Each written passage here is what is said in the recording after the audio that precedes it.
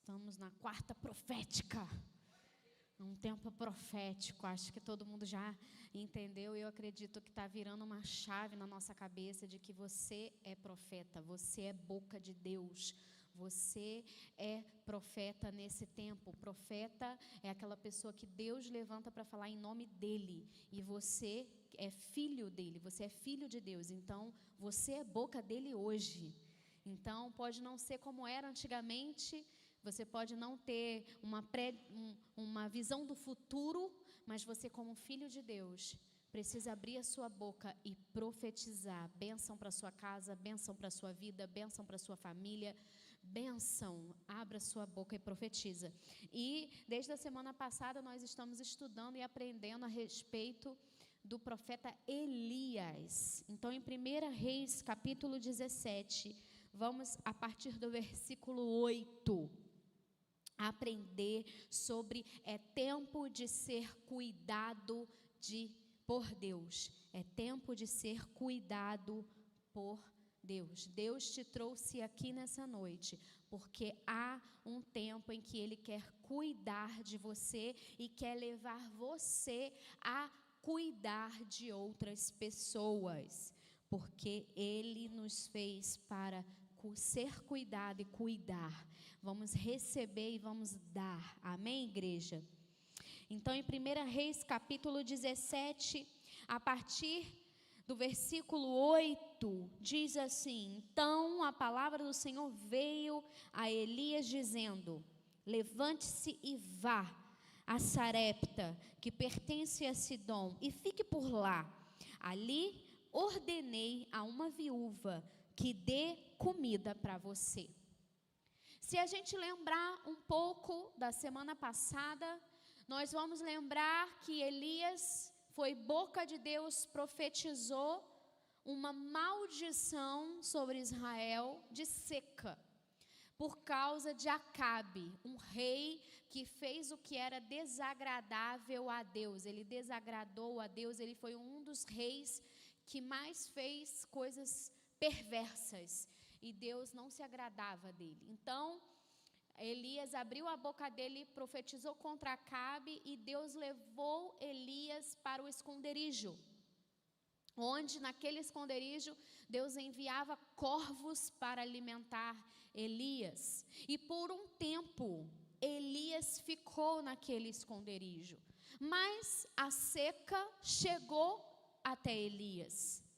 A seca chegou e Deus precisou direcionar Elias para um novo lugar do cuidado de Deus para com Elias. E esse lugar aqui é esse lugar chamado Sarepta. Sarepta não era um lugar de Israel, não pertencia a Israel. Sarepta não era um dos territórios israelitas. Sarepta e essa viúva de Sarepta logo não pertenciam ao povo de Deus. E eu quero dizer algo para você nessa noite. Todo esconderijo do Senhor, ele tem um tempo para se findar. Há um tempo onde Deus recolhe você para o esconderijo nele, para um tempo onde você vai ser cuidado por ele, alimentado por ele, onde ele pode dar ordem às suas criaturas para alimentar você. Porque aqui diz que um corvo alimentava Elias, então eu imagino que Deus usa as suas criaturas para alimentar os seus filhos. Então, por um tempo, pode ser que Deus leve você para um esconderijo, mas vai chegar o fim desse esconderijo. E aqui, esse fim foi quando veio a seca. Então, Deus não ia permitir que Elias passasse fome, passasse sede naquele lugar. Deus estava enviando Elias para um novo lugar, um lugar de cuidado. E sim, Deus, ele pode levar você para um lugar que não faz parte do seu povo, que não faz parte do seu território, porque Deus não é limitado geograficamente.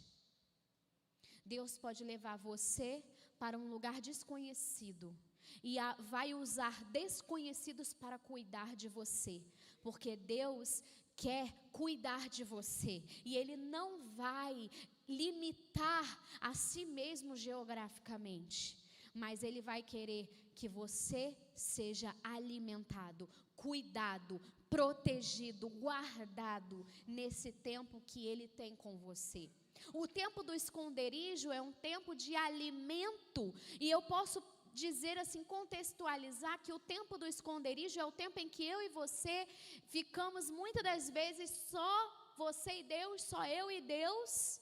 Às vezes a gente vai se sentir um pouco sozinho, um pouco isolado, mas é nesse isolamento onde vamos nos alimentar de Deus, é aonde nós vamos nos fortalecer no Senhor. Amém? E quando esse tempo do esconderijo finda, ele acaba, Deus nos direciona para um novo estágio de cuidado, um novo estágio de zelo. E aqui, Deus, ele vai direcionar Elias para Sarepta, para uma viúva cuidar do profeta. E no versículo 10 diz assim: então ele se levantou e foi a Sarepta. Chegando ao portão da cidade, encontrou uma viúva que estava apanhando lenha. Ele a chamou e lhe disse: por favor, traga-me um pouco de água numa vasilha para que eu possa beber. Aqui eu fiquei pensando, eu parei, e quando eu olhei, eu falei: uau! O profeta confiou na palavra do Senhor, ele confiou, ele foi confiante de que Deus cuidaria dele, e ele foi para um lugar que não era o seu povo, que não era o seu território, confiante que Deus estava cuidando dele. Quantas vezes você tem ouvido a voz de Deus, mas você tem ignorado? Porque você acabou ficando confortável no seu esconderijo. Você acabou ficando confiante, confortável, seguro no seu esconderijo. E você ficou tanto tempo que você não viu a seca chegar. Você não ouviu ou você não entendeu que era um tempo de você sair daquele esconderijo e se posicionar num novo lugar que Deus estava te direcionando. E você estagnou, e você parou no esconderijo, e você ficou ali naquele lugar confortável. E agora você se sente sozinho, se sente isolado, porque você ficou tempo demais no esconderijo. Mas nessa noite você está aqui, porque chegou o tempo de você sair do seu esconderijo, e chegou o tempo de você ir para um novo lugar de cuidado, de proteção, de ser guardado pelo Senhor. E talvez esse lugar, esse novo lugar, não seja o lugar que você queira estar, não seja o lugar que vai ser entre seus amigos, entre seus familiares, entre o lugar do comodismo e do conforto. Talvez seja um lugar de necessidade, porque aqui Deus levou Elias para uma viúva. Gente, talvez você não saiba, mas a viúva no tempo da Bíblia aqui não era uma viúva que ganhava uma pensão muito gorda e ficava se sustentando. Não, viúva aqui era aquela pessoa que estava passando por sufoco, porque ela não tinha o seu provedor. E quando fala aqui que Elias chegou nos portões de Sarepta, e ele foi até aquela mulher, eu fiquei pensando assim: Deus, como ele sabia que aquela era a viúva que o Senhor tinha direcionado? E o texto responde porque fala assim, que ele viu que ela estava apanhando lenha. Apanhar lenha não era uma tarefa para uma mulher, e sim para um homem. Logo, se ela estava apanhando lenha, é porque ela não tinha um homem na vida dela que pudesse pegar lenha para ela. Ela tinha que pegar, para ela cozinhar, para ela fazer as coisas que precisava fazer. E outra coisa é que a viúva nessa época, ela tinha uma vestimenta que era para todo mundo saber que ela era uma viúva. Então não tinha como ela se esconder. A roupa que ela vestia dizia que ela era uma viúva. A atitude dela de pegar lenha dizia que ela era uma viúva. Quantas vezes nós olhamos para nós e vemos a nossa condição. Se a gente parar para pensar, logo no início, aqui na perícope, na minha Bíblia, eu não sei como está na sua, mas na Bíblia está Elias e a viúva de Sarepta. Ela não era conhecida pelo nome dela, ela era conhecida pela sua condição. Muitas outras mulheres na Bíblia são conhecidas por sua condição, seja a mulher do fluxo de sangue, a mulher samaritana, enfim, inúmeras. E às vezes você olha e você vê a sua condição. Você associa sua identidade à sua condição. E você olha e você mesmo se limita. Você não consegue ver que Deus está cuidando de você. Você às vezes olha com um olhar de vitimismo, de coitadinho de mim, por que Deus está permitindo isso? Por que Deus está fazendo isso comigo? Por que eu estou vivendo isso que estou vivendo? Porque a sua condição tomou o lugar da sua identidade. Mas aqui, ela era sim uma viúva, mas essa condição dela não impediu que Deus fosse e fizesse 2 milagres na vida dela. Ela viveu, nesse tempo que a gente está lendo, ela viveu 2 milagres, juntamente com o profeta que nós vamos ler ao longo dessa noite. E aqui, ela foi, aqui nesse momento, quando o profeta Elias vira e fala: por favor, traga-me um pouco de água numa vasilha para que eu possa beber. Aqui eu imagino que Elias estava testando ela, para saber qual seria a reação dela, que resposta ela daria. E ela foi imediatamente, pegando a água, e naquela atitude imediata de pegar a água, Elias viu a reação dela, viu a atitude dela, a atitude de fazer, de ser generosa, de ir pegar a água, de fazer o que precisava ser feito, de obedecer. E aí ele foi e falou. E aí ele falou realmente o que ele queria. Porque enquanto ela estava indo pegar água, vou até pegar água aqui para mim. Enquanto ela estava indo pegar água, ele chama ela de volta. E a gente vai continuar aqui, no versículo 11. Quando ela já estava indo buscar a água, Elias a chamou e lhe disse: traga-me também um bocado de pão, por favor.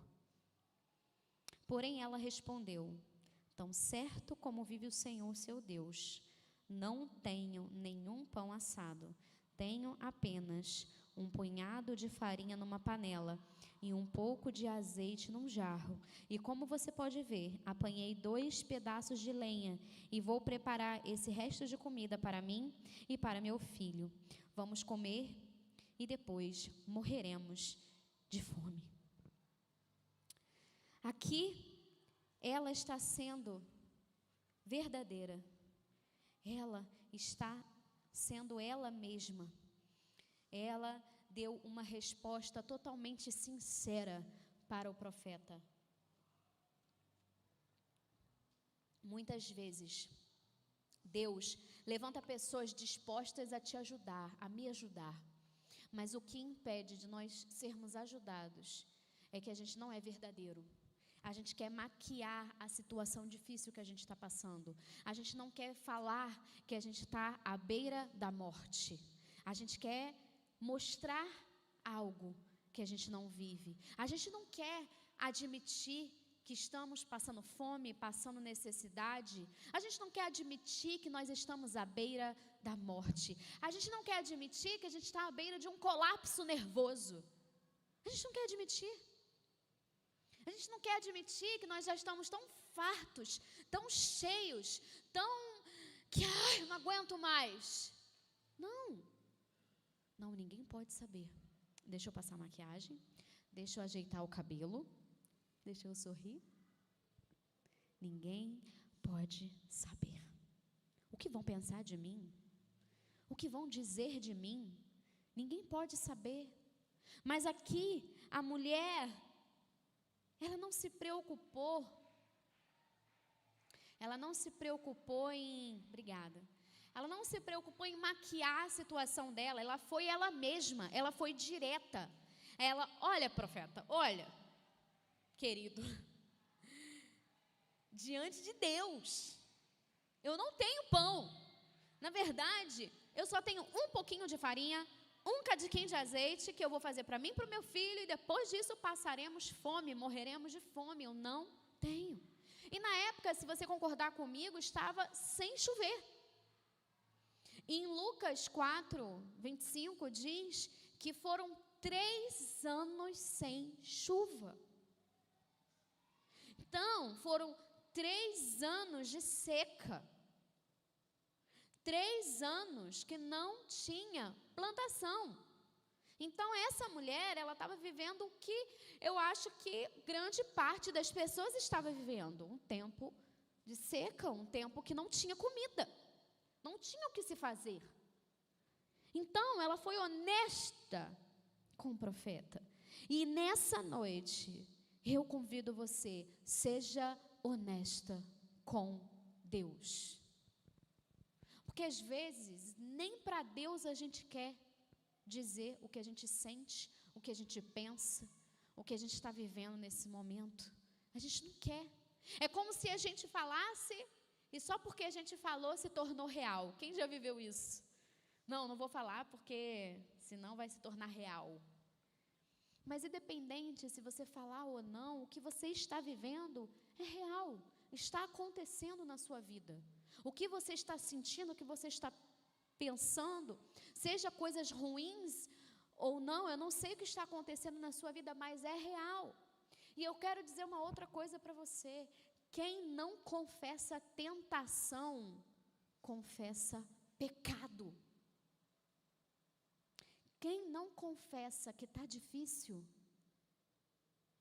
o próprio corpo vai confessar que não aguenta mais. Porque hoje, uma coisa muito comum é o burnout. Você sabe o que é o burnout? É o seu corpo dizendo, não aguento mais. Se você não fizer alguma coisa, faço eu. Aí você começa a ter marcas no corpo, aí você começa a ter manchas, vermelho, você começa a se coçar, você começa a querer... Não sei o que você já passou por burnout, ou conheceu alguém que passou por burnout na sua vida, mas cada pessoa reage de um jeito. Não tem muito uma forma, uma receita de bolo. Cada corpo reage de um jeito. É o seu corpo dizendo, não aguento mais. Então, antes do seu corpo gritar, não aguento mais, fale a verdade. Seja verdadeiro. Faça como essa viúva e falou diante do profeta. Ela foi verdadeira, ela foi sincera. E quando a gente expõe as nossas necessidades para Deus, Deus usa pessoas para suprir as nossas necessidades. E se hoje você está aqui e você fala, pastora, olha, eu estou bem, não estou passando por problema nenhum, glória a Deus. Então eu tenho um convite para você. Seja você aquele que vai suprir a necessidade daquele que está passando por problema. Se você está aqui, está bem, está feliz, você está vivendo um tempo na sua vida, seja você a resposta.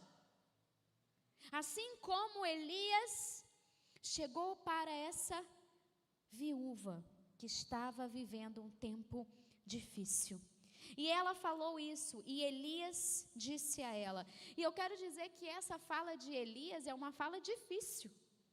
Eu vou ler e eu vou explicar por que é uma fala difícil. Elias disse a ela, não tenha medo. Vá e faça o que você disse, mas primeiro, faça um pãozinho com o que você tem e traga-o para mim. Depois, prepare o resto para você e para seu filho.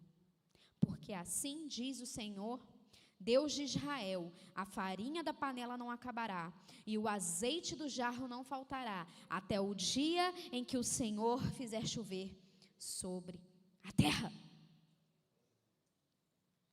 Você teria coragem de abrir mão de algo que te supre em prol da necessidade do outro? Você teria coragem de abrir mão de algo que supriria o seu filho para suprir a necessidade de outro? Você teria essa coragem? Você teria essa coragem de pegar um desconhecido e fazer primeiro para ele? Porque foi o que Elias pediu. Na verdade, por que eu falo que esse pedido de Elias é difícil? Para você, como eu falei, né, você que está se sentindo bem, e para você ser um canal de bênção na vida da outra pessoa, às vezes você vai ter que virar para outra pessoa e falar, você não vai fazer para você, você vai fazer para mim. Você não vai suprir você, você vai suprir a mim. Você teria coragem? Você teria coragem?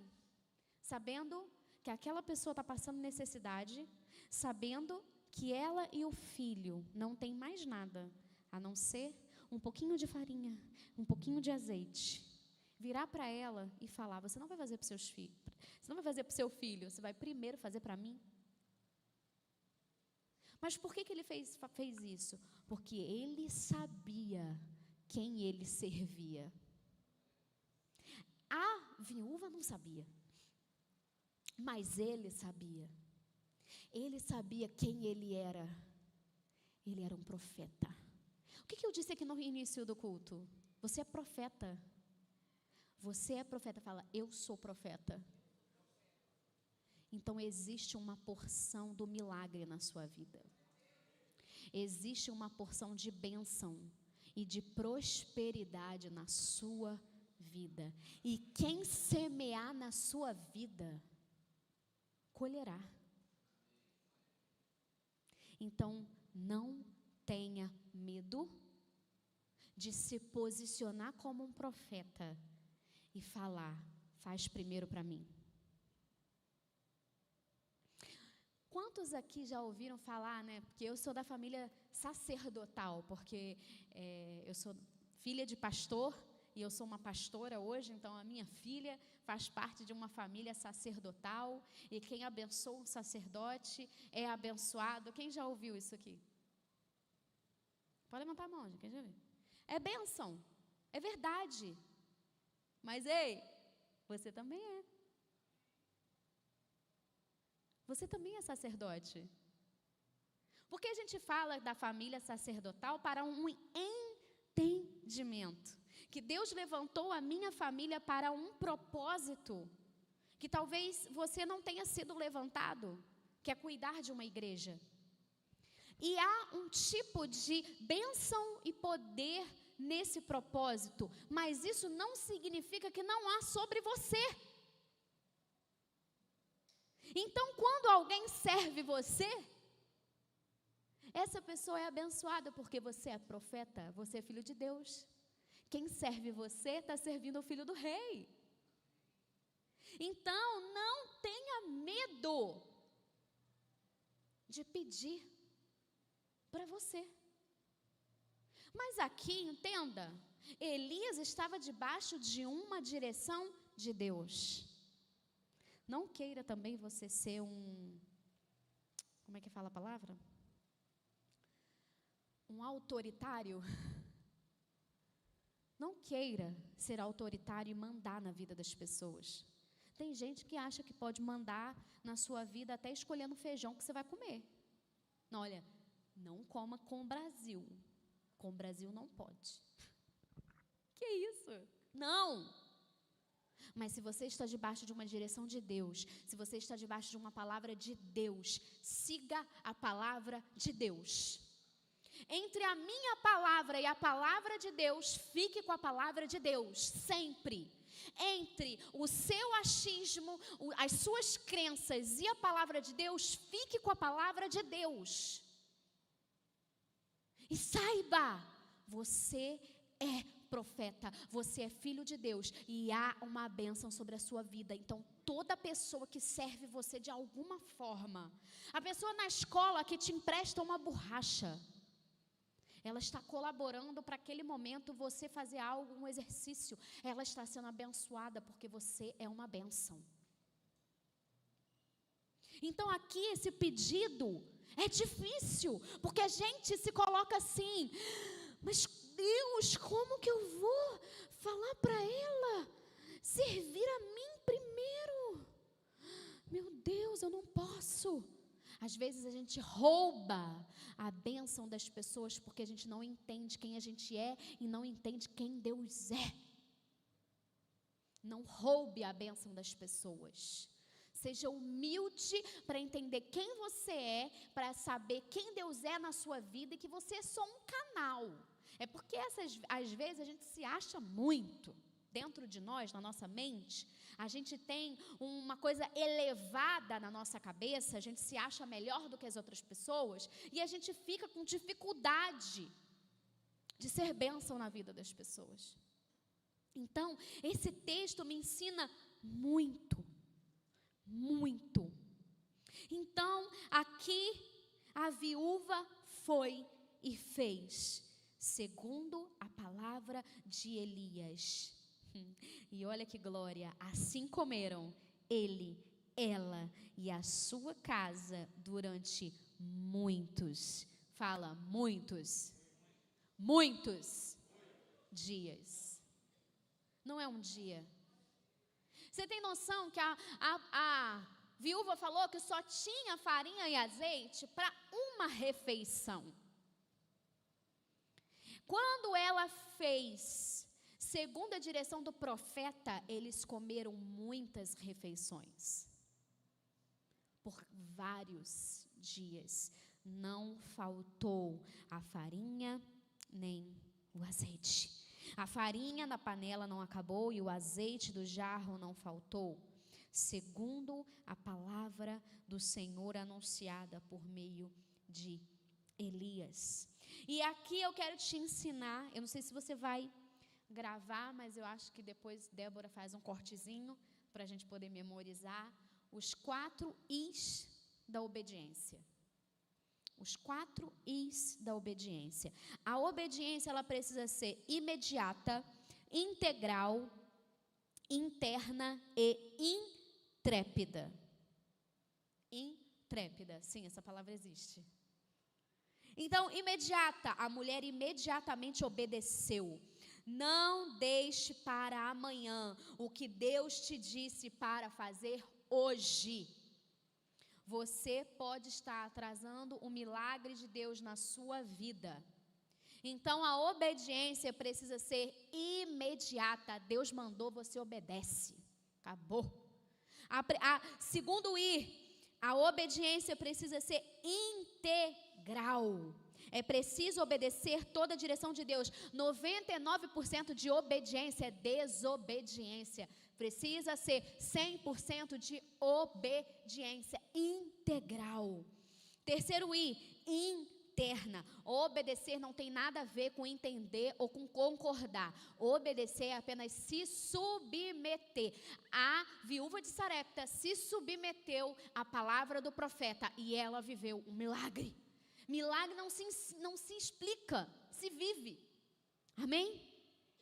Quarto I, intrépida. Por mais difícil que seja a direção que Deus te deu, não fique ansioso ou tenha medo. Assim como aquela mulher, se mova em ousadia, crendo que Deus está no controle.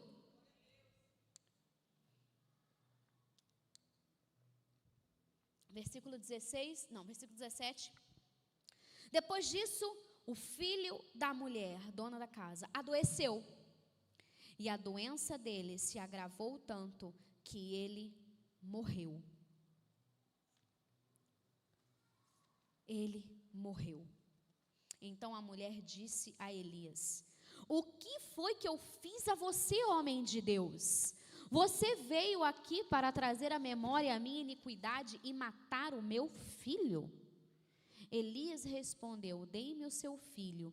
Ele o tomou dos braços dela e o levou para cima ao quarto, onde ele mesmo se hospedava, e deixou em sua cama. Então clamou ao Senhor e disse...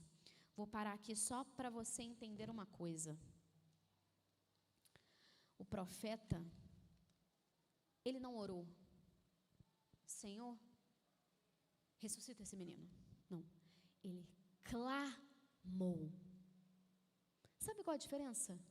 Você ora: Senhor, em nome de Jesus, ressuscita, vai embora.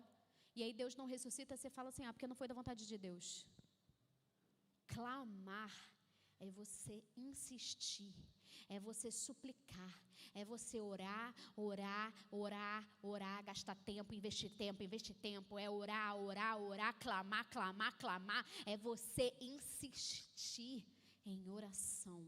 Então aqui está dizendo, primeiro, que o profeta, ele clamou ao Senhor e disse: ó Senhor, meu Deus, por que afligiste também esta viúva com quem me hospedo, matando o filho dela? Porque, querido, a morte do filho dela era a destruição dela. Porque ela tinha um filho varão, que era a esperança de um futuro digno. E quando ele morreu, acabou. O que seria dela? Ela não teria mais vida, ela não teria mais casa, ela não teria mais nada, porque naquela época, a viúva que não tinha um marido e que não tinha um filho varão, vivia na rua da amargura, não tinha direito a nada. Então, quando o menino morreu, ela pensou: Deus, o que eu fiz para o Senhor acabar com a minha vida? E é interessante porque ela foi na pessoa certa. Ela foi no profeta. Ela foi direto no profeta. Quantas vezes as coisas acontecem na nossa vida e a gente vai para todo mundo, menos para Deus. Ou menos para o pastor. Vou dar um exemplo aqui. Você fala para todo mundo, você fala para a igreja toda o que aconteceu com você. Mas você não marca um gabinete com o pastor para conversar com o pastor. E pedir a ele: pastor, me socorre. Mas ela foi ao profeta. E o profeta, ele tomou para si aquela dor. Ele tomou para si aquele socorro. E ele foi ao quarto dele. Ele foi para um novo esconderijo. Ele saiu dos olhos de todas as pessoas, ele fugiu dos olhos das pessoas, ele fugiu dos olhos da mãe, do pranto da mãe, e ele foi para o quarto, onde era só ele e Deus, e ele foi clamar. Qual foi a última vez que você clamou a Deus? Como eu estou falando, orar sem preocupação com o tempo. Uma das coisas que me deixa um pouco angustiada no tempo que a gente vive é a preocupação que as pessoas têm com o horário do culto. Caraca, olha a hora, o culto não acabou ainda. Olha, gente, eu sou de uma época aqui nessa igreja, que essa igreja era verde. Esse altar era um pouco mais lá para dentro, não tinha parte lá de trás. O templo era menor. E o culto, às vezes, acabava 10 e pouca da noite, 11 e pouca da noite. O povo queria Deus. E o povo queria mais, e o povo queria, e o povo tinha sede.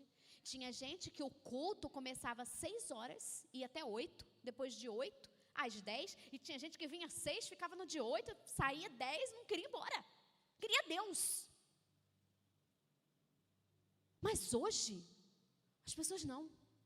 Eu vim cumprir o meu ritual de cada domingo, já deu 8 horas, o culto não acabou. Tem que ir embora para casa. Não, tem que ir embora, tchau, estou indo embora, o culto acabou, vocês ficam aí, eu vou embora. E assim vai. Quando foi a última vez que você clamou? Você foi para o seu quarto, esqueceu seu celular, esqueceu a televisão, e você foi orar por algo que você precisa, que você necessita. Sabe o que eu achei tremendo aqui, continuando o texto? Porque aqui fala que o profeta clamou e, versículo 21, se estendendo-se 3 vezes sobre o menino, clamou ao Senhor e disse: ó Senhor meu Deus, peço-te que restitua a vida a este menino. E eu quero dizer para você que essa é a primeira menção de ressurreição na Bíblia. Então o profeta não estava falando de uma coisa comum que ele via. Não, aqui não tinha acontecido ressurreição. Então o profeta, ele estava falando de algo sobrenatural, mas ele tinha tanta fé que Deus podia fazer, que ele não queria saber de outras, como é que fala? A palavra, né, no direito que tem, né, precedência, outra precedência. Ele não estava preocupado se tinha outra, não, ele sabia que Deus era o dono da vida e da morte, e que Deus tinha poder de ressuscitar, e ele não foi e falou, ressuscita em nome de Jesus, não, ele deitou sobre o menino 3 vezes, clamando, Deus, restitua a vida desse menino. Quando foi que você deitou sobre algo, sobre alguém pedindo ressurreição? Quando foi que você ficou sabendo que aquela pessoa que estava firme na igreja, agora está perdido no mundão? Quando foi que você deitou, pedindo ressurreição da vida dela espiritual? Porque vida física, eu nem falo nada, né? Quando foi a última vez que você ouviu que alguém deitou sobre um morto? Nunca ouvi, né? Ainda mais agora que a pessoa vai para dentro lá do negócio, tira tudo, corta tudo, né? Arranca os órgãos. Aí fica difícil mesmo ressuscitar, né? Mas quando foi que você viu ou você ouviu falar de que alguém lutou? Não, irmão, a gente só vai lá. Vou até fazer um exemplo aqui com a Anne, assim, a gente só vai lá. Não, vou deitar não. A gente só vai lá, bota a mão assim, Senhor, em nome de Jesus, cura ela. Ah, não curou, não? Ah, porque não foi da vontade. Ah, não foi da vontade de Deus. Porque é mais fácil, né? Falar que não foi da vontade de Deus do que lutar. Gente, Elias foi um dos grandes profetas na Bíblia, mas ele lutou. Ele lutou. Então é a noite de eu virar para você e falar, Deus quer cuidar de você para você lutar. Para você lutar pela vida espiritual das pessoas. Para de pensar só em você. E pensa naqueles que estão morrendo. Gente, hoje tem pessoas morrendo indo para o inferno. E a gente está cruzando o braço e dizendo, se Deus quisesse, Deus salvava. Estou muito ocupada. Não, estou muito ocupada. Não! Hoje você tem a maior arma na sua mão. Você tem, sei lá quantas pessoas no seu Instagram, no seu Facebook, eu não sei, mas você não sabe o poder que você tem na sua mão. Abra a sua boca, profetiza. Fala de Jesus. Não adianta só compartilhar a imagenzinha legal, não. Pega a sua câmera, vai para frente, rompa com a timidez que te limita. E vai trazer vida, porque isso aqui está trazendo morte. Mas você pode trazer vida porque você é profeta. Você é boca de Deus. E através dissozinho aqui, ó, você pode trazer vida para quem está morrendo. E tem muita gente morrendo. E então, no versículo 22, o Senhor atendeu a voz de Elias. A vida foi restituída ao menino e ele reviveu. Elias tomou o menino e levou-o do quarto até a casa. Entregou-o à mãe dele e disse, veja, o seu filho está vivo. Então a mulher disse a Elias, agora eu sei que você é um homem de Deus e que a palavra do Senhor na sua boca é verdade. Às vezes você vai ter que trazer vida aonde havia morte, para que pessoas acreditem no evangelho que sai da sua boca. Se você abre a boca para falar de Jesus, não abra a sua boca para maldizer, para amaldiçoar. Abra a sua boca para abençoar as pessoas. E para concluir a minha palavra, a farinha na vasilha não acabou. O azeite da botija não acabou. A morte não foi o fim, não findou. Aquela viúva não perdeu o seu futuro, aquela viúva não perdeu a sua esperança. Ela foi renovada em sua esperança, ela foi renovada em sua fé. A farinha é o ingrediente utilizado para fazer pão, bolo. Jesus disse: eu sou o pão vivo que desceu do céu. Mas a sua palavra também é nosso alimento. Que nunca nos falte a farinha, que nunca nos falte a garra para trazer vida, que nunca nos falte, que a farinha, que a palavra de Deus seja essa que nos dê força para a gente ir com tudo, pregar o evangelho a toda criatura. Você tem um poder na sua vida. Como eu disse, aquela pessoa que serve você é abençoada. E aquela pessoa que escuta a sua voz, o evangelho na sua vida, é abençoado. Porque você tem um ciclo de amizade, de família que eu não tenho. E que o pastor Alexandre não tem. Que a Anne não tem, que outras pessoas aqui não têm. Cada um aqui tem um ciclo diferente do outro, de pessoas que precisam ouvir a palavra de Deus. Eu, um dia, consagrei a minha rede social para o Senhor. E eu falei: Senhor, a minha rede social não é minha, é sua. Então eu posto tudo que eu posto para de alguma forma abençoar a vida das pessoas, impactar. Eu não posto muito não. Meu esposo fica falando que eu sou blogueira, mas eu não posto muito não, porque eu não me vejo assim.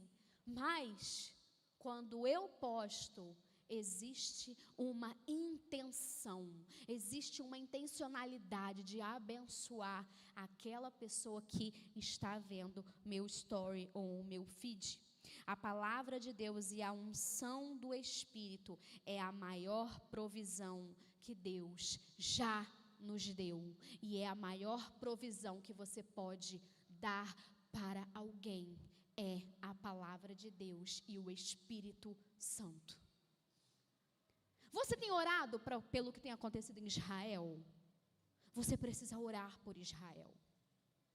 Tem acontecido verdadeiras atrocidades naquele lugar. E eu fico pensando: Deus, volta logo, Senhor. Jesus, volta. Volta, porque o que está acontecendo lá, as coisas que a gente vê, que a gente fica sabendo, é muito triste. É muito triste. Eu tenho uma bebezinha de 7 meses.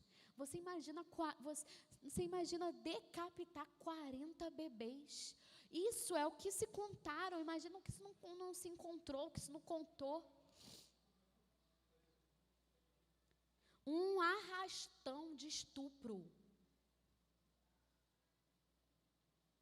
Pessoas correndo e outras indo atrás para estuprar, para violentar, para matar, para decepar a cabeça. É o que está acontecendo lá. Nós precisamos nos mover espiritualmente em oração, em clamor, em súplica pelo que está acontecendo em Israel. Eu quero orar por você, para que a palavra de Deus habite ricamente em você. Vamos colocar de pé?